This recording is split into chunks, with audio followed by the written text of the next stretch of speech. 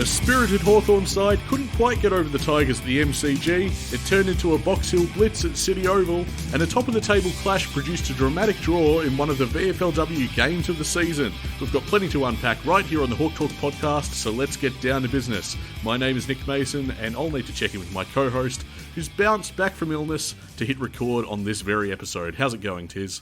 No, I'm good, mate. Oh, Good. stop hamming it up. For a start, it was a fever.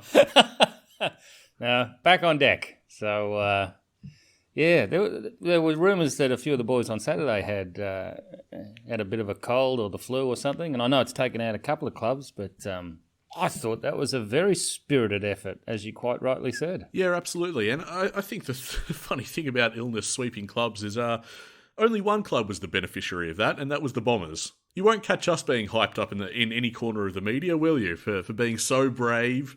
You know, Tom Mitchell being managed, our star midfielder. Our Brownlow medalist was out, but no one will talk about that. No, well, he'll come straight back in this week, hopefully.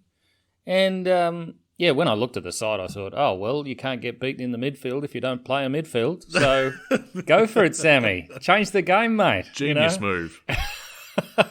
Actually, there were some terrible stats coming out of our midfield, but it just did emphasise that Connor Nash, a very important cog in there. Yeah, very strange to be saying that, but he had some very good moments. That's where we are these days. Once a whipping boy, now an integral part of our best 22, I'd say, for Hawthorn is Connor Nash. There are a ton of positives, apart from the outcome. I mean, we got close. Richmond 17-15, 117, defeated Hawthorn 14-10, 94. So the scoreboard didn't go our way, but I thought there were plenty of positives to pluck from this game. James Sicily, the fan-voted MVP. I thought it was a real captain's performance, Tiz. Led the way with 24 touches at 83.3%, disposal efficiency with 9 marks and 680 metres gained. Yeah, his opponent did quite well and all. So, interesting how you judge those kind of things with a backman. Well, it's true, but he wasn't completely dismantled, was he? He was one of Hawthorn's better players. There's no denying that. I think it sort of underlines that we need another key backman. If you have James Sicily not having to worry about an opponent and being shown up in different contests, because it's not really his go, Sicily becomes a much greater weapon. Well, exactly right. Imagine what he could accomplish if he had that freedom. Our defence looks a bit shaky. We'll get to the negatives soon, but Sicily I thought was fantastic. I thought it was great to see that Lewis and Kazitsky, finally in the same team, proved that they can coexist as potent twin towers up forward. 3 goals and 2 goals respectively for Lewis and Cozzy. Cozzy in career best form as far as AFL player ratings is concerned. Yeah, look, I was tremendously excited by that development. And then unfortunately, the twin pillars who were being sort of marshalled by Gunston, we lost Gunston, Connor McDonald. He doesn't seem to be able to get a rest. Just... Try as they might, they can't manage him, can they? They really are desperate, but they can't get him out of the side. But I really like Connor McDonald. Geez, good. Even because it can be hard for even the most seasoned players to have impact when they come off the bench like that. And he took his chance. I don't know if we got any news on Gunston, do we? But he tried to come back on, which indicates that it's obviously not dramatically bad, right? Well, he was jogging up and down the sidelines, and I think he did indeed come back on for a little while, but then it got to a certain point where it just wasn't viable for him to keep on running out the game. He had no power. It would only have been about a minute and a half that he was out there, and then he called himself to the bench. But, it was encouraging to see that, because when we go to the footy now, we've got to remember that this is a work in progress. And some things are going to pay off and some things aren't. And some players have a really good game one week and don't the next. And it's really, really pleasing to see how well Impey's playing now.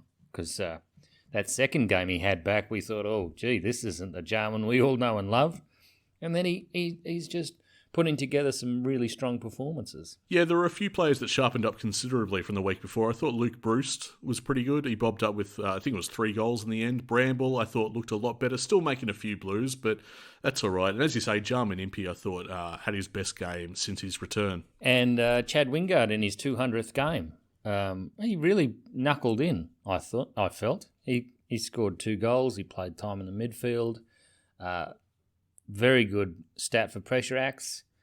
But it was hard to notice, I got to say. It was a very Like you notice Chad in the forward line, but when he's in the midfield, I hardly ever notice Chad. I think we'd be best served playing him in the midfield, to be honest, and that seems to be echoing the sentiments of many fans. We had a question from Richard here at Hawk Talk Pod. We looked considerably better when Chad went into the middle, finally.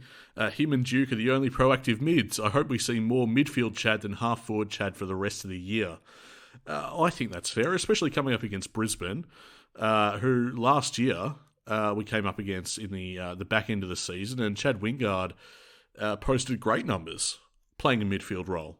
Look, Chad has something most of the other midfielders don't have, and that is a breakaway speed. And he has a sort of cunning around the ball that I admire. What I did find strange was, given how skinny we were in midfield, and I loved seeing Will Day in there, by the way. That was extraordinarily good to watch.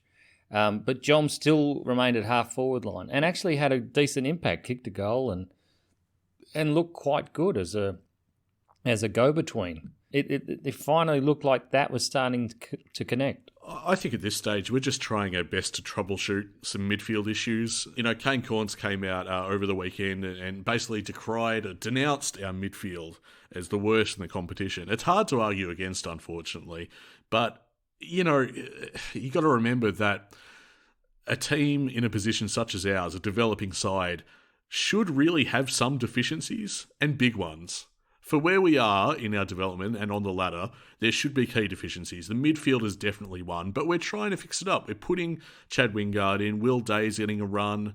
Did Bramble feature in there this week? He certainly did last week. Yeah, a bit of a run. But look, I think you can easily see the progress in defence. You can see the progress in attack. You can even see some progress in the wing play and the ball distribution and the movement. But when it comes to the midfield, it's very hard to see the progress.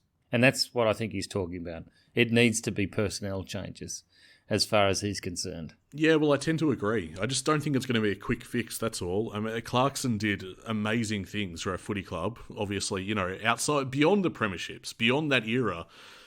Even after all that success, I think he did wonderful things. I think he's responsible for our defensive line being frequently so strong. I mean, found out in more recent times, but that's a really strong line that we have at Hawthorn. The thing that he didn't do so well is that the midfield's contingent, we have a bit of a lemon. It's going to take a while. It's going to take some good recruiting and some good pickups. But individually, they're all sound. Apart from a couple that are on really bad turns of form, you just think that it's this close to getting it right. It's agonisingly close. Well, I suppose that was my big takeaway from this game, is that it's so close to clicking. We're just not quite there at the moment. And again, that's what a developing team is. It's not going to fall into place so quickly inside year one. Occasionally it will, and it's awesome when it does. I mean, you see our stirring Geelong victory and how we ran all over the top of Port. Well, look, I would say that the ruck situation, we've been down on numbers, and hopefully we get to see some of them coming back soon. But Max Lynch obviously can't run out the game yet. You know, that makes it a lot easier when you have a decent ruck running around. But the thing is, Jai Newcombe is just a phenomenon until they set a tag on him. And that's his challenge now, is to break out through the tags and that kind of stuff. But his start to the game was terrific. Yeah, absolutely. I mean, his 15th or 16th game? He's a sub-20 game career so far. And we look just so much more dynamic whenever he's involved. And he makes things happen. 22 disposals, 529 metres gained. And look, I think you're right. There's no questioning the impact he can have. It's just whether you can sustain it and whether he can shake the tag. Because I think looking at Hawthorn, if you want to know who to nullify in the midfield, look no further than Jai Newcombe. You've got a long way to beating Hawthorn if you just shut him down. It's just phenomenal. The upside to that boy should get everyone attending games, because it's one of those things where you think, right, this kid, rising star, written all over him, perhaps this year, right?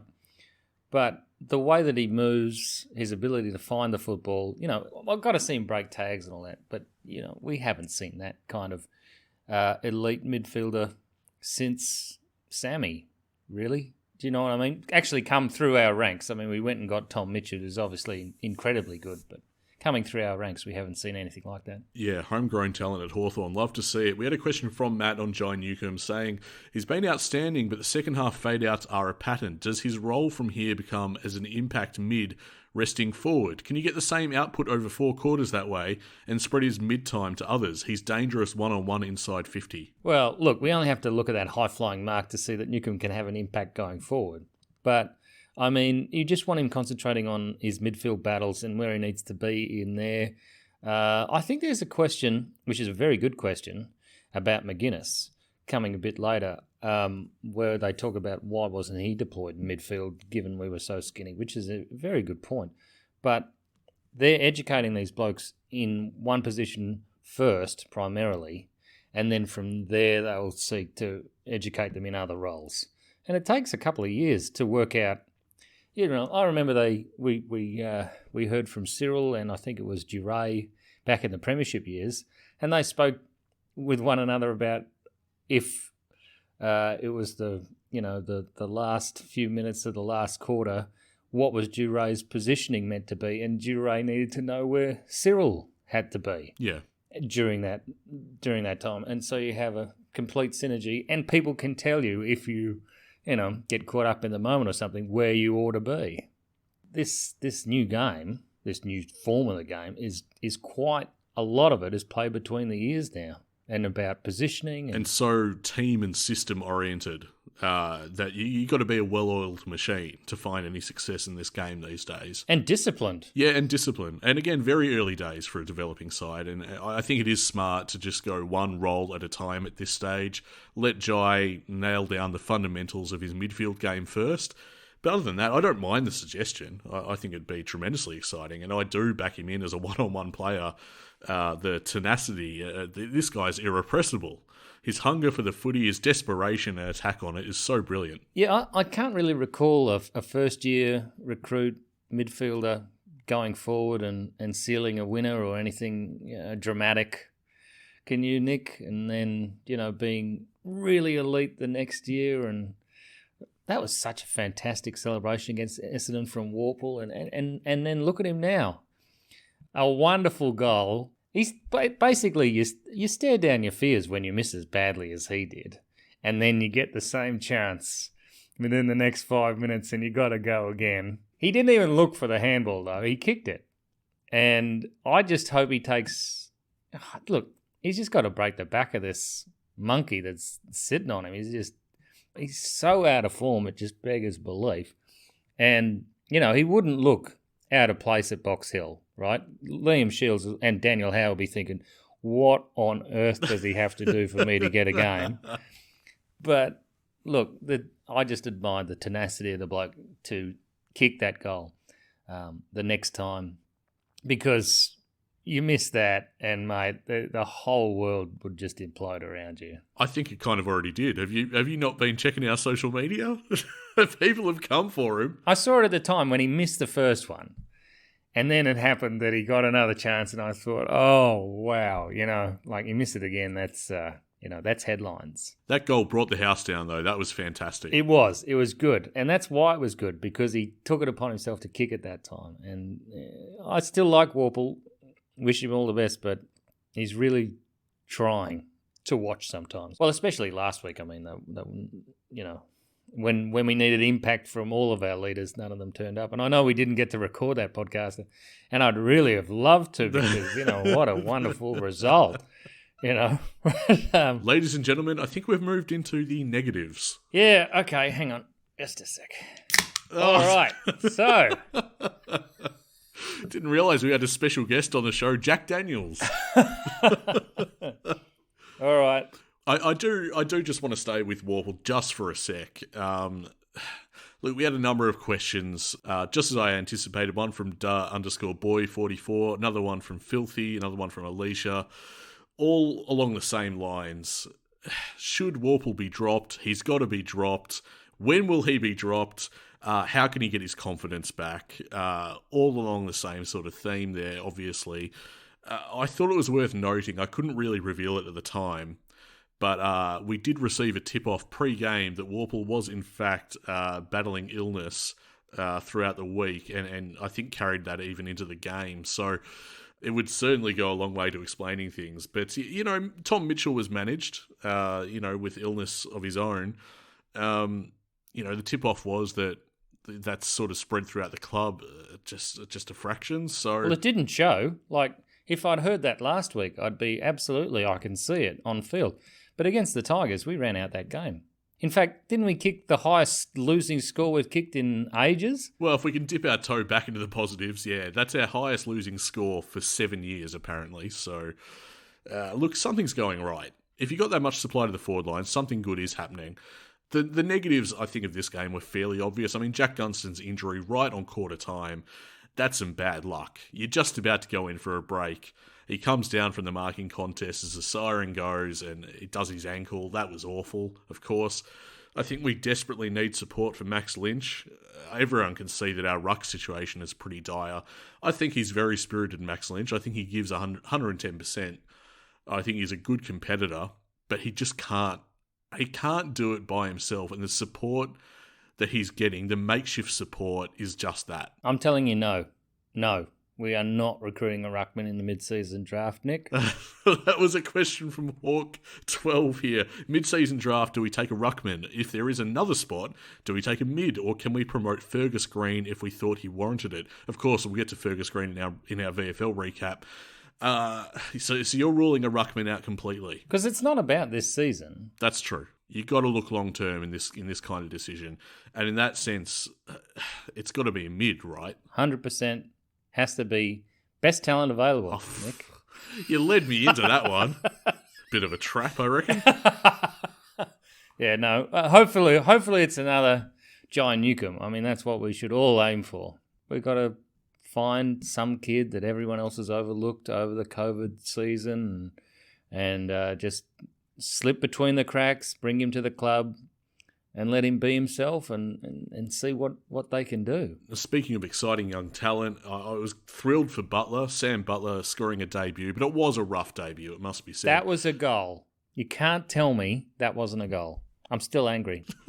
Evidently. On a needs basis, I'm surprised that Ned Long was overlooked in favour of Sam Butler. I didn't quite understand that, but look, there's no question that Sam Butler's got something. He's going to be great to watch. We need a bit more pressure on the opposition defence from our forward line, and with the absence of Gunston now, unless you're bringing in McDonald as an instant replacement, and of course Tom Mitchell will probably come back to the lineup, you might be looking at some talent at Box Hill that's been running around to try and supply that, forward line pressure. Got issues at the other end as well, unfortunately, for Hawthorn. I'm getting pretty tired, Tiz, of seeing these tall forwards, these big forward targets booting bags week to week. It's happened a few weeks now. Adrian, one of our listeners, points out that the last 3 weeks, Brown kicking 4, Wright with 6, Lynch with 4. How are we going to solve this? Is a move for Callow into defence an option on the cards here? Do we try that? Or maybe Cozzy, he used to play as a defender. Do we use him as a utility? Hit the panic alarm marked Kyle and just bring him back into the lineup? I wouldn't be too hasty. Free up Sicily and... No? You were out at Box Hill. How was he? He kicked a goal. Can't have been that bad. That says a lot. Oh, did you hear that? That is one of the... That noise that he just made in the back of his throat, that is one of the harshest marks you'll ever hear from Nick. I mean, you'll catch the highlights on social media, for sure, and you'll see his goal. And it was a goal at a pivotal time of the game. It gave us a bit of breathing room, and we just took it away from there. We were on a roll, and we won the game. And Kyle Hartigan was undisputably a part of that. He did have a set shot that might have been one of the worst set shots I've ever seen. Ever. Really? So what you're saying is perhaps they should write a blank check for a tall defender in the mid-season draft.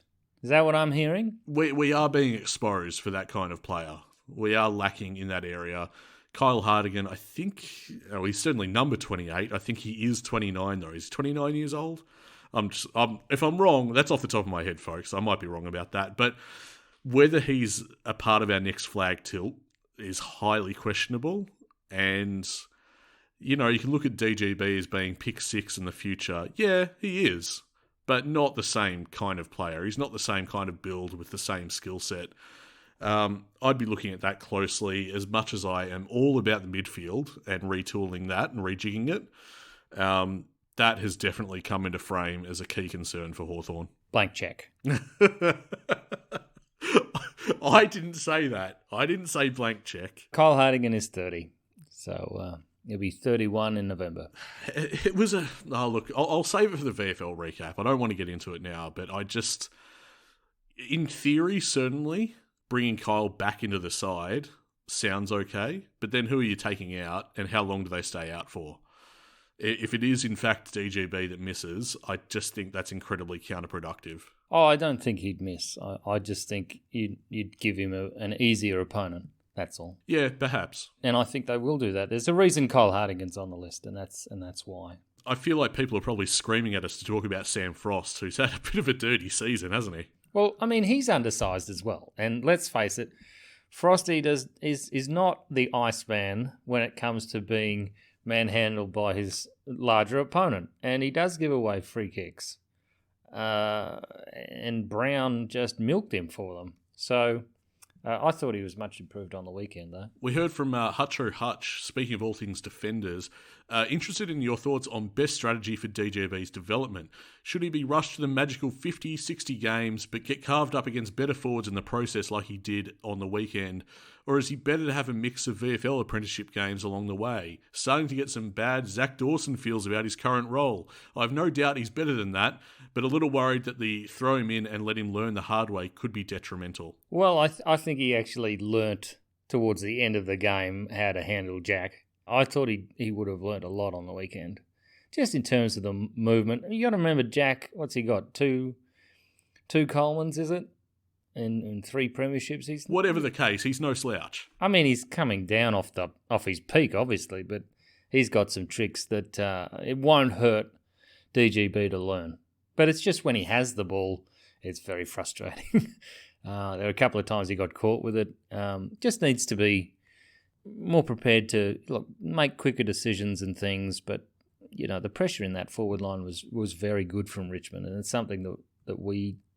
When was the last time you saw something like that happen to one of our opposition defenders? It's quite rare. Richmond, famously a pressure side, that's part of their expertise, and they brought it in spades on the weekend. We move on. This question from Bredo. Well, it's not a question, in fact, he says. Loving the weekly improvement in Finn's game. Discuss. Yeah, nearly kicked another wonderful goal, didn't he? He doesn't look like a natural footballer, but whatever machinery is going on inside that body of his, it is absolutely top class. He can run out games. He can keep with anybody. He can get to where he needs to be. And it's just a matter of time before he starts making better decisions under pressure, because his kicking suffers when he mentally doesn't focus. But I think he kicked into the forward line a couple of times and hit up targets this week. So each week, absolutely, he's getting better. That stuff is beginning to sharpen up. I think he is improving, certainly. My knock on his game was disposal efficiency, but, in that time, he's since found a role and he has sharpened up that efficiency. So we have a question from Justin here, which I think is also pertinent.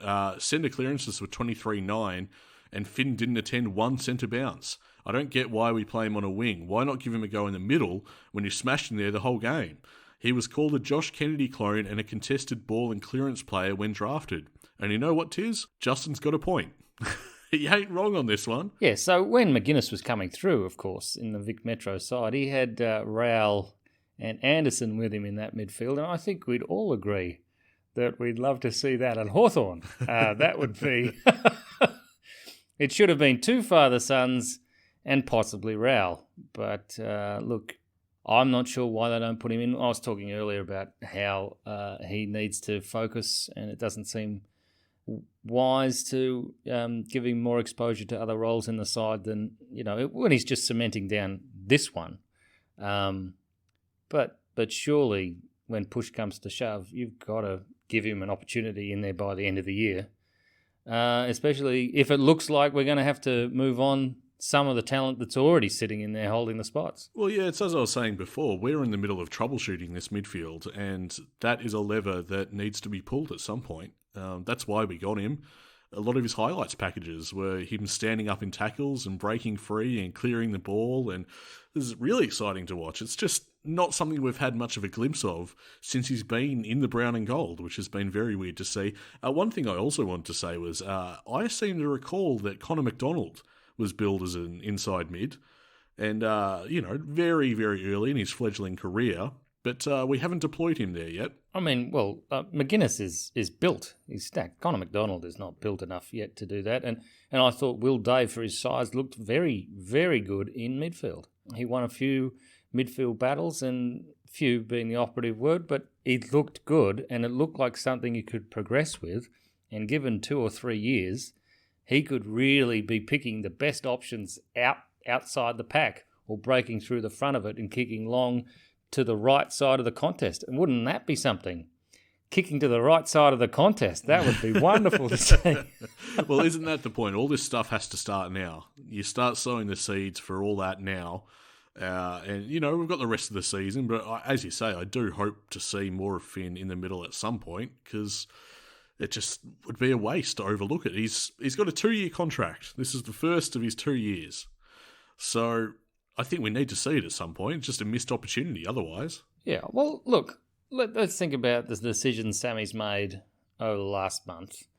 And it hasn't been a good month in terms of results. And you'd have to ask some very hard questions about what happened in the second half against Essendon and how lackadaisical they were with the football, especially in front of goal. But for all that I've seen, most of his inclusions have been intelligent and wise. And if they weren't forced, most of them worked quite well. And you've got to remember, he's missing some of the best talent he's had off the half-back line now. And we're still moving the ball and scoring. For a team that got that badly beaten in the midfield on the weekend to achieve that score, it gives you hope. Oh, absolutely it does. A question from Hyde here on Hawk Talk Pod over on Twitter. Just wonders if Sammy needs to be more proactive in terms of changes that he makes mid-game to respond to some of these avalanches of goals. And I don't know, sometimes I wonder how much flexibility there is mid-game trying to stop these teams. Well, really, I mean, the coach picks the team and all that. But if there's momentum in the game, there's not much the coach can do. Okay? And that's the problem. We're seeing huge momentum shifts. Richmond obviously took their foot off the accelerator and let us back in. We got very close. Then they put their foot down again. They kicked 2 more goals by the end. It's just, we're not in their class, but the determination to hang tough and fight back, Sammy would take that. But what they need to do is those players need to think through it, and they didn't do it under Clarkson well in the last year or two either, is think through it and work out how they're going to stop the momentum or at least slow down the momentum and the scoring chains of the opposition. Yeah, this is not a new phenomenon. It's not exclusive to Sam Mitchell. I mean, the fact is we can cast our minds back to round 23 of last year, the finale for Clarkson and Burgoyne, and we looked home and hosed. But it wasn't to be. Richmond fought back and they stacked on the goals in the final 5 minutes. We couldn't stop it. But what we've got to underline here is, at least when we have momentum, we're scoring and scoring well now. We're making the most of it. Whereas I would say in the past, we didn't make the most of our momentum. That's been seen in a few games as well, including this one just gone. We put Richmond to the sword. We were looking for a knockout blow. As it happened, inside one quarter, they decided to pull their own weight and they got back into it. Well, they're still a very good side. They're still a very talented side, very well structured, disciplined, all that jazz. And there's going to be a game where Hawthorn everything clicks, and I'd hate to be their opponent. Yeah, well, it could ambush some very good teams. We did it last year, and we can do it again. I don't know. Something has me a little bit excited to see what we're made of against Brisbane down in Tassie, but we'll get to that. We had a question from Callum. What type of players should we look at in the mid-season draft? I guess we've kind of covered that. We seem to be in agreement it's got to be best talent, but I'm inclined to look at either a mid or a defender. I don't know about you, Tiz. Yeah, they're the two obvious lines where we need a new face that could fulfill a role. And this last one from Len as we move into the VFL recap. Which free agents should we be looking at, if any? All right, I got the list here, Nick. You ready? Go for it. There's only about 100. I meant go for it as in pick out your highlights. Who do you like the look of? Well, I thought you'd be very interested in Taylor Walker. No. He is...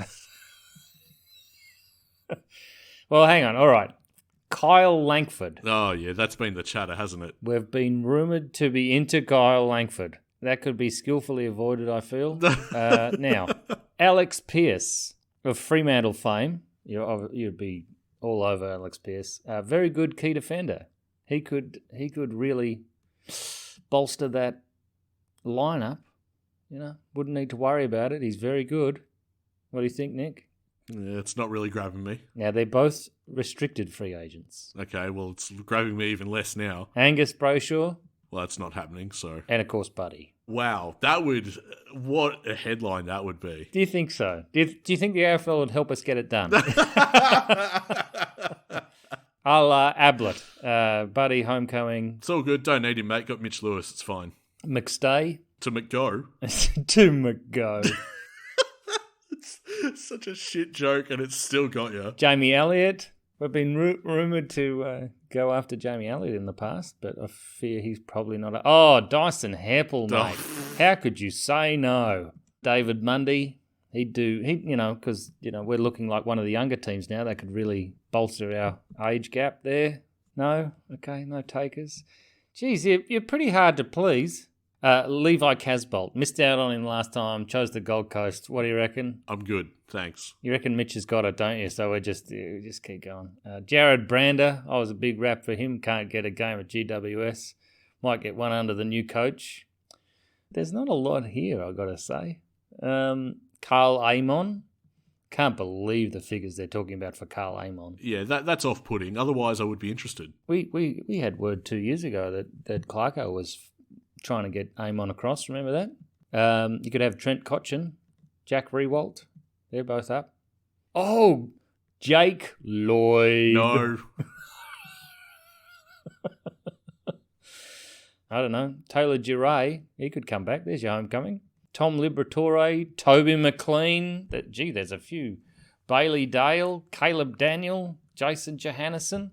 The Dogs are letting them go. They're off the leash. I don't think any of those really... I noticed that one got nothing. Disappointing. No, I was taking a drink. That's what it takes to get through my comedy set, folks. Well, that's why you're so popular at the club. You sell out the bar. Now, no, look, I don't think there's a quick solution there. There's no quick fix out of those. No, I didn't think so either. I had a look at that list today when I included this question, and I wanted to bounce it off you because when I looked at the list, I thought, no, I'm not really seeing much there for us. Premiership backman Zane Cordy didn't catch your eye? No, not really. Oh, we'll just move along then to the VFL, eh? When it comes to free agency, the only thing I'm interested in is retaining James Sicily. That is the key priority as far as free agency is concerned for Hawthorn. Just want to jump in to bring you a really pleasing update, Hawks fans. The morning after our recording session, Hawthorn announced that James Sicily signed a 5-year deal, remaining with the club through to the end of 2027. On your sis. Did you see the Saints banner referenced Selwood getting free kicks? Did they break the banner? Did they run through it, or did they just duck under it? No, they always duck under it. Jesus, we are rough, eh? Bit rusty here at the Hawk Talk Pod HQ. Box Hill Hawks, 15-16, 106, defeated Richmond 10-13, 73, producing their best win of the season, if you don't mind. So it's a 33-point win over Richmond. They were outplayed initially. They looked very shaky to quarter time, but the boys really dug deep. Did you happen to see this game, Tiz? I watched the second half. I noted that Horner went down during the match, and Ward was done very early. Like, I thought he'd actually been rested when I came onto the coverage. Yeah, no, you weren't the only one. A few people got in touch with us and asked, what's happening with Ward? Why has he been so quiet? He's had 7 touches. What, are you kidding me? Well, he wasn't on field. He was subbed out.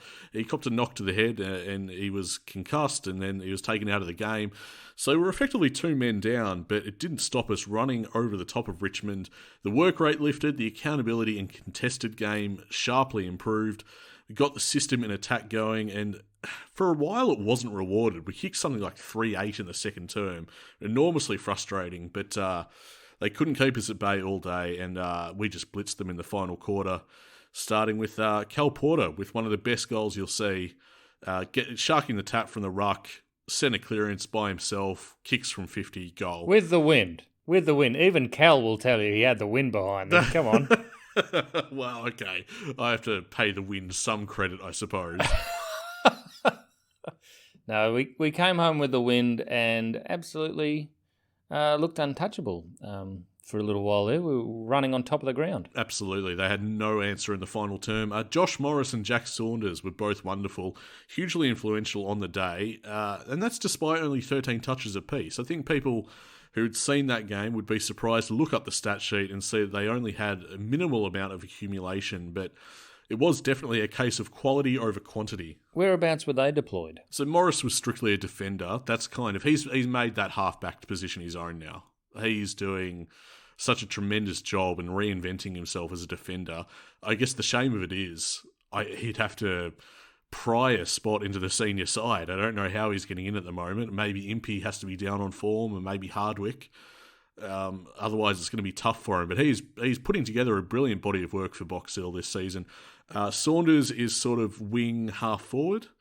A lot of the time, you'll see him dash up the wing and put us inside forward 50, or he can look rather menacing, sharking a tap and having a good look at goals himself.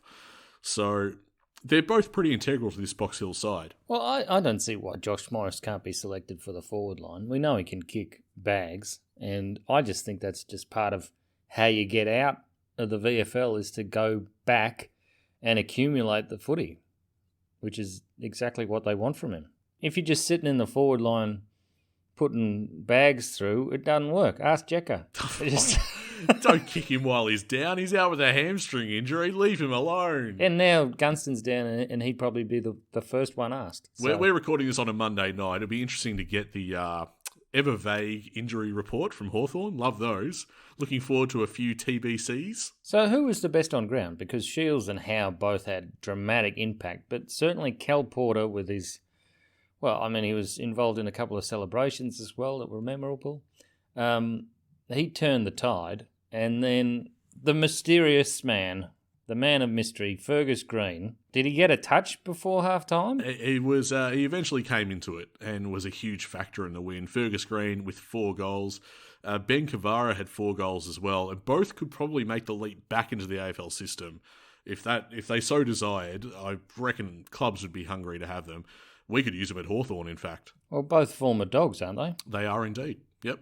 So, anyway, the boys get the week off. They do indeed. Before flying north to take on the Suns, they're sitting pretty in 8th at the moment. After a bit of a mediocre start to the season, they've worked their way back into it, and they're sitting 8th. So, good on Box Hill, in a good patch of form at the moment. And I guess the question is, who do we take from that side to slot into our senior side to take on Brisbane at UTAS Sunday, 3:20pm? A Taswegian would be good. Callow would love playing down there, I would imagine, and that would be your third tall. I don't know whether they'll do it. It would also be another chop out for Max in the ruck. What do you think, Nick? Well, how many do you need at that point? Because you can use Nash if you're inclined to. You can use Cozzy.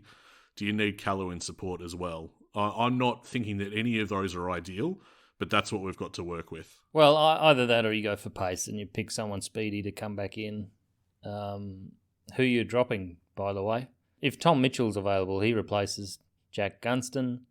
And then you've got McDonald who came into the lineup, so you're just fiddling around with the Medisub. In which case, you'd probably put in Howe or Shields. Look, I think they do want to manage McDonald. I think it's clear they've telegraphed that, so I wouldn't be surprised to see him fall out of the lineup. it's got to be time for Warple. I know I've put up a number of excuses for him, but just someone else, please. Okay, so, right, Warple down for match-winning performance on the weekend, ladies and gentlemen. That should be terrific. You're so harsh on me.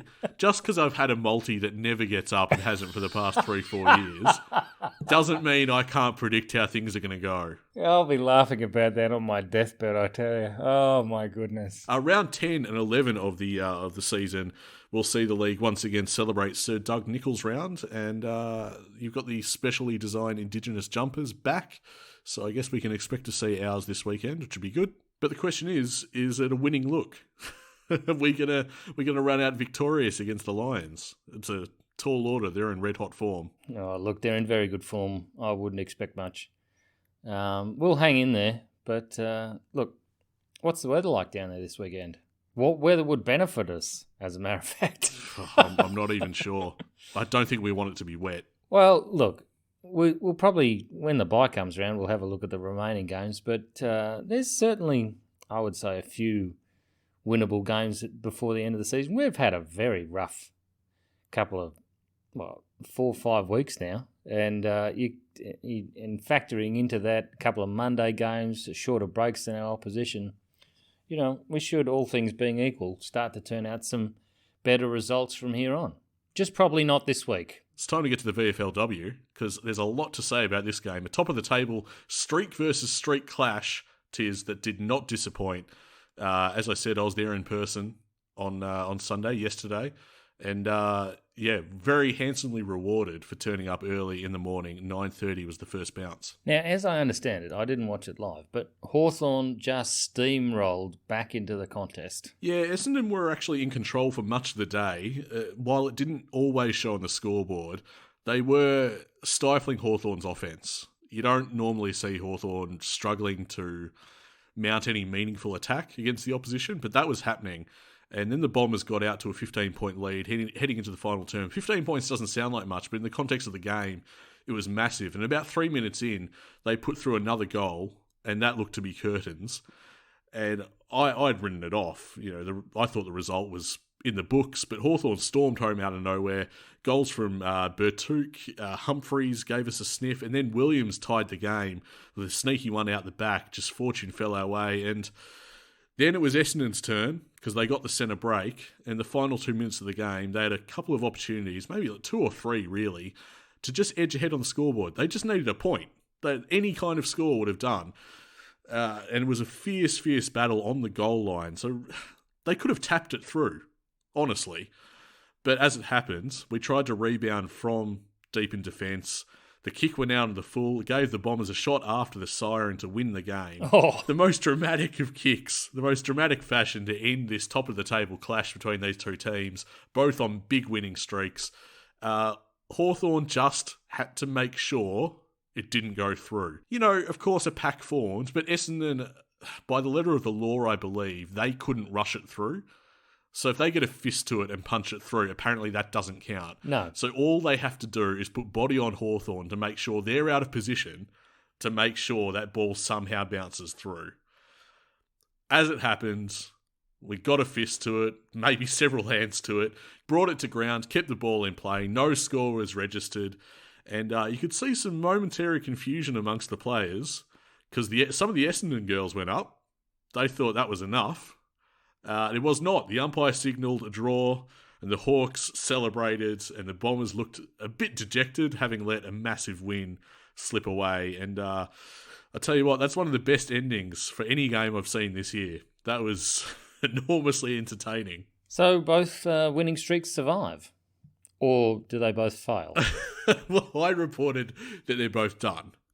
Because they didn't win. Okay. So both winning streaks are dashed inside the one game. But they didn't lose either. Are you a glass half empty or glass half full person? How do you drink your Jack Daniels? I don't know. It's half empty right now. Look, it doesn't much matter. All that you need to know is that the top two teams just had an absolute ripper of a contest. Essendon remain in top spot. Hawthorn are still in second.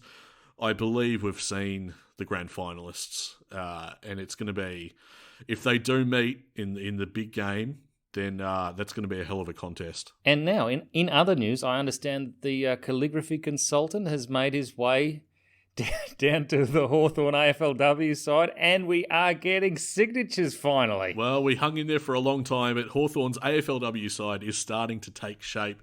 Announcements galore. Last week we had Eliza Shannon and Tegan Cunningham effectively promoted from the VFLW list. Eliza Shannon, first of all, a versatile defender, averages 15.3 disposals, 4 marks and 2 tackles per game, has represented Vic Country twice and made the under-16 and under-18 All-Australian teams in the same year before joining the AFLW Academy in 2018. She's been great for us and very excited to have her sign on for the AFLW side. Tegan Cunningham, are you familiar with the name, Tiz? She was in the AFLW system. Yeah, I feel like she didn't win a Melbourne premiership, is that right? No, you are so hard. The fact of the matter is, she was integral to their side. She played 32 games for Melbourne, won the club's goal-kicking award twice in her 3 seasons at the club. In her first year out of the competition, she's signed up for Hawthorn's VFLW side and has been excellent, averaging 16.8 disposals to go with 15.4 hitouts. Also a distinguished WNBL career too. So there you go. From basketball. Oh, well, that'll be important for the coverage. That's right. The old basketball background surfacing again. The commentators will love that. But the news of the day, that was last week. We took on Eliza Shannon, Tegan Cunningham. The big news today are 4 AFLW signings for Hawthorn. Let's run through them. Tilly Lucas Rod, arguably the headliner of the 4, because 43 games for Carlton and St Kilda, averaging 20.1 disposals and 7 tackles, ranked second in the league for pressure acts. I'm liking the sound of this, Tiz. Lovely stats for a midfielder. Finished second in St Kilda's best and fairest, made the All-Australian squad too. She is a massive pickup from the Saints. I'm glad that we finally nabbed one from another club, because we've seen enough of our VFLW talent go out the door, so good to get one back. Jess Duffin, this is the one I like, because she came from North Melbourne, mate. We've pinched one from North. Love that. Dual All-Australian utility, valuable leadership, also being the captain of the Melbourne Renegades in the women's BBL. Janet Baird, an exciting talent from the Northern Territory we nabbed from the Suns, who's barely played a game up there, so we're happy to give her a shot and can play small forward or outside mid. Has the distinction of being the youngest ever NTFL Best and Fairest winner. That accolade awarded to her in 2019, so a very promising talent indeed.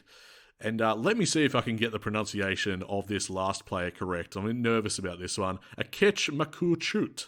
I'll be raked over the coals, I'm sure, if I didn't get that one correct, but I had a go. A South Sudanese player, 23 games for Freo and Richmond, a key defender, made history, Tiz, by becoming the first woman of African descent to be drafted into the AFLW. And so, all of a sudden, we have 10 players signed to our AFLW team. Just another really pleasing update, Hawks fans. Hawthorn has since also added defender Louise Stevenson and forward Sarah Perkins to the AFLW list. So, it's still plenty of work to do, but it's better than, say, the 3 that we had about 3 weeks ago. By my count, that's a third of a team signed in 10 days. So Yeah. they won't need much longer. And this is the thing. The talent pool in the VFLW side is very rich indeed. If we want to just draw from that, I wouldn't complain at all. I see there's plenty of promise just in that list alone. Next up, Hawthorn VFLW takes on Darebin once again. They're returning to Box Hill City Oval at 11 a.m. It's the penultimate game of the season. They are finals bound. That is locked and loaded. Be interesting to see if they can carry on their good form. Well, I mean, they're looking steadily at a grand final, and anything less would be a disappointment for these girls. I would say so. Anything can happen in finals footy, but they've got their sights set on the big dance, so look forward to that.